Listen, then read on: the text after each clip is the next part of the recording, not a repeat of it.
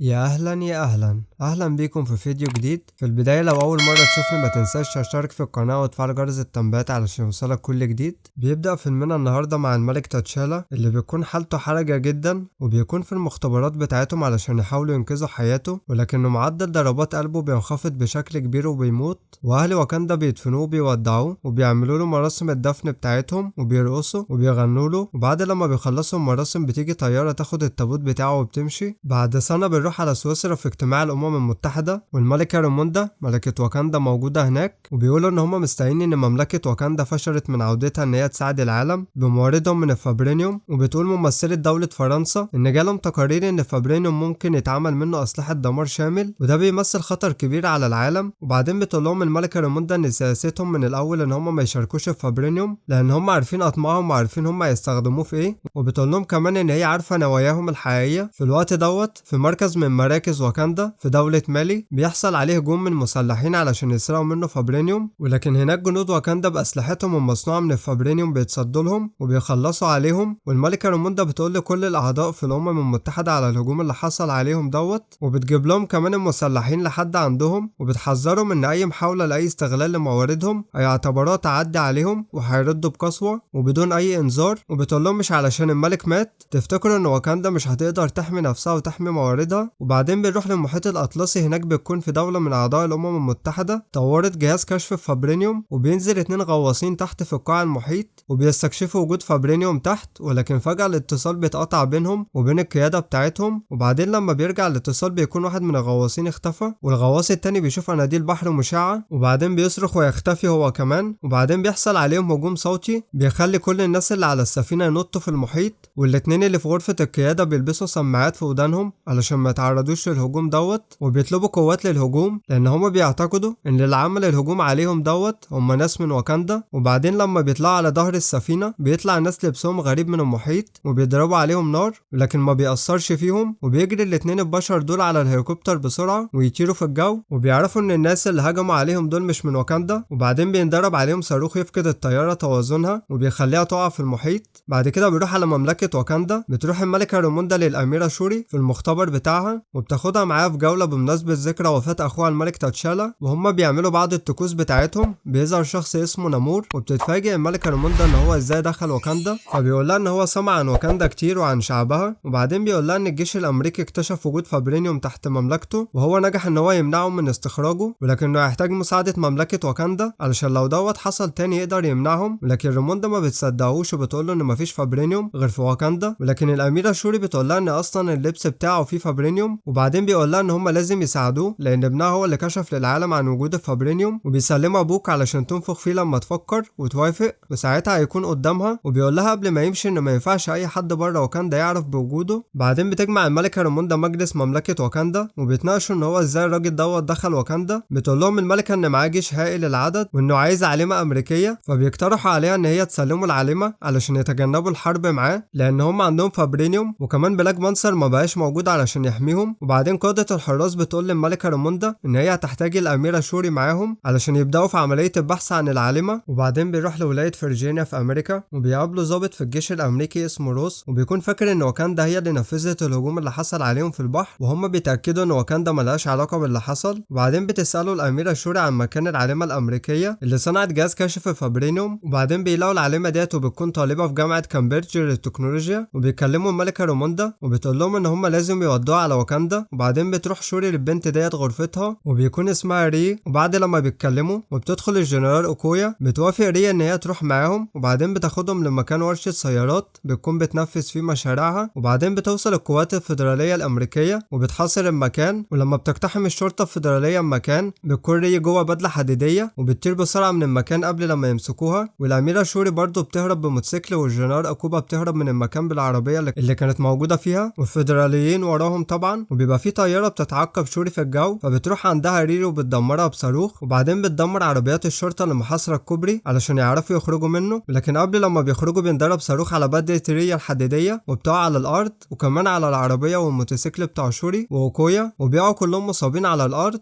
وبتقوم أوكويا تطمن على شوري، وبعدين بيحاول جنود نايمور إن هم ياخدوا ري، لكن أوكويا بتمنعهم وبتدخل في قتال معاهم لحد لما بيرموا عليها قنبلة بتخليها تفقد الوعي وبتقع في البحر. وبعدين بتفوق شوري وبتقول لهم ان هم ما يأذوش ري وياخدوها لنايمور، وبيقدروها وياخدوها ويمشوا. ولما بتطلع اوكويا من الميه بيكونوا اخدوها ومشيوا. بنروح على واكاندا. اوكويا بتشرح للملكه ريموندا عن الناس اللي اخدوا الاميره شوري، والملكه بتتعصب عليها جدا لان هي اللي اصرت تاخد شوري معاها واتخطفت منها وبتجردها من منصبها كجنرال جيوش واكاندا. وبعدين بتروح الملكه للمختبر بتاع شوري وبتتكلم مع المساعد الصوتي بتاعها وبتطلب منه يتعقب مكان الخرز اللي معاها، ولكن الخرز دوت بيكون مع العميل روس اللي لاقاه في مسرح الجريمه اللي اتخطف فيها شوري، وبيعرف ساعتها ان واكاندا مالهمش علاقه بالجريمه اللي حصلت ديت. وبعدين بتروح الملكه لمدينه اسمها هاياتي وبتقابل ناكيا هناك وبتطلب منها ان هي تدور على مكان شوري بحكم ان هي اتسللت كتير زمان. وبعدين بتروح ناكيا لجزيره في المكسيك اسمها يوكيتان وبتتكلم مع واحده من السكان هناك عن نيمور، وبتقول لها الست ان هي شافته قبل كده كائن مجنح على الشاطئ هو ده نيمور، فبتقول لها ناكيا ان هي عايزه تروح للشاطئ دوت. بنروح بعد كده لسنه 1571 ميلاديا في جزيره يوكيتان، وبيحكي نيمور لشوري عن ماضيه وان في الوقت دوت اضطرت امه لمغادره الجزيره بسبب الغزاة الاسبان لما جازوهم وجابوا لهم مرض الجدري معاهم، وان دوت سبب لهم مجاعات وامراض كتيره خلتهم يلجأوا عندهم اللي اسمه تشاك، وارشدهم على طريقه ينقذوا بيها قومهم، وهي نبته بتنمو على حجر ازرق في الميه. وبعدين شربوا كلهم من النبته ديت اللي خلتهم ما يقدروش يتنفسوا الهواء اللي في الجو وخلتهم يعيشوا في البحر، واتولد هو هناك في البحر. والنبته ديت خلت عنده رجلين مجنحين ويقدر يتنفس بره في الجو ويطير كمان. ولما ماتت امه اخدها علشان يدفنها على السطح في ارضها، ولما شاف اللي بيحصل هناك قرر ان هو يخلص على الناس اللي على السطح. فبتقول له شور انت صدعتني بحكايتك ديت يا عم انت، بتقول لي كل ده ليه يعني؟ فبيقول لها ان هو من الاخر كده عايز يقتل ري، ولما بتحاول تقنعها ان هي تاخدها لواكاندا ومش هتخرجها من هناك ومش بيوافق وبيبقى مصر على قتلها، فبتقول له ان هو ممكن ياخدها بدلها. وبعدين بتطلب منه ان هي تنزل معاه للشعب بتاعه، فبيلبسها بدله علشان تقدر تنزل تحت في المحيط، وبتوصل لعاصمه مملكته مدينه تالوكان. في الوقت دوت بتوصل ناكيا بمساعده الجهاز بتاعها لمكان شوري في المحيط، وبتبلغ الملكه وبتقول لها الملكه ان هي ترجع شوري باي طريقه ممكنه، وبتنزل ناكيا في المحيط. في الوقت دوت بقى نيمور بيقعد مع شوري وبيقول لها ان هو هيشن حرب على العالم كله ويدمره، وبيحاول يقنعها ان واكاندا تبقى حليف ليه في الحرب ديت ولا هتبقى اول مملكه يدمرها، وبيقول لها ان واكاندا ما تقدرش تتصدر قوه مملكته. بعدين الملكه ريموندا بتروح على الشاطئ وبتستدعي نيمور وبيقول لها ان الاميره شوري بخير في تالوكان. وبعدين الملكه بتقول له ان امريكا هتحمل واكاندا مسؤوليه الهجوم اللي هو عمله على سفينتهم، وبتحذره ان هو لازم يرجع الاميره والعالمه والا هتبلغ الامريكيين بوجوده. فبيحذرها هو كمان ان هو لو لمح الامريكان او عرفوا بوجوده او حتى لمح سفينه من واكاندا في المحيط هيقتل الاميره شوري. وبعدين بتنزل ناكيا للمحيط وبتاخد شوري وري وبيطلعوا على سطح الميه، وبتيجي طياره فوقهم وبتاخدهم يرجعوا على واكاندا. في الوقت دوت بيرجع نيمور لتالوكان وبيكتشف اللي حصل، فبيجمع جنوده وبيهجم على واكاندا وبيدمر منها كتير جدا وبيقتل ناس كتير، وبتاخد الاميره شوري طياره وبتهاجمه ولكن بيكسرها ويغرقها في الميه، وبيروح على القصر برضه يكسره ويغرقه في الميه. ولما بتوصل شوري والجنرال اوكويا للقصر بتكون الملكه ريموندا ماتت من الغرق، ولكنها قبل لما تموت كانت انقذت ري. وبيقول لهم نيمور ان هو هيرجع بعد اسبوع وواكاندا هتكون حليفته علشان يقضوا على العالم الخارجي تماما. وبيقول لشوري ان هي دلوقتي بقت الملكه ولو ما وافقتش تبقى حليفته في الحرب ضد العالم الخارجي هيدمر واكاندا كلها ويجيب عليها واطيها. وبيمشوا وبيتجمع اهل واكاندا ويدفنوا الملكه ريموندا. بعد كده بتتكلم ري مع شوري في طريقه للتخلص من نيمور، وهي ان هم يحاولوا يجففوا جسمه من الميه وبعد كده مش هيعرف يتنفس. فبتقول لها شوري ان هم ممكن يحولوا المقاتله بتاعتهم لحجره تبخير وبيبداوا يجهزوا نفسهم واسلحتهم علشان يستعدوا لنيمور. وشوري بيكون بقالها فتره شغاله على مشروع وهي انها تطور تقنيه تقدر بيها ترجع العشبه القلبيه، وهي ديت اللي بتدي للشخص قوه بلاك بانثر حامي واكاندا. وفعلا بتنجح وتشرب من العشبه وبتغيب عن الوعي وبتشوف ابن عمها اللي كان ملك وحرق العشبه الحقيقيه وبعد كده مات، وبيقول لها ان هو عمل كل اللي كان المفروض يعمله. وبعد كده بتفوق وبيرجع لها الوعي وبيسالوها شافت مين، بتقول لهم ان هي ما شافتش حد.